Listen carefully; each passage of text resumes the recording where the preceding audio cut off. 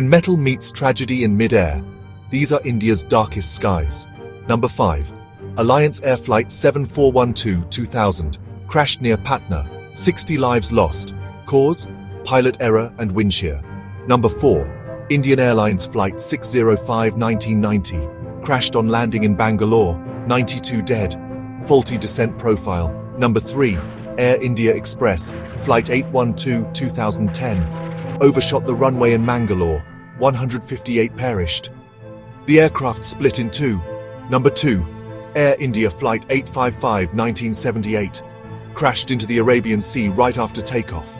213 gone in seconds. Number 1. Kanishka bombing, 1985. Air India Flight 182 bombed mid-air by terrorists. 329 lives lost. The deadliest aviation attack involving India.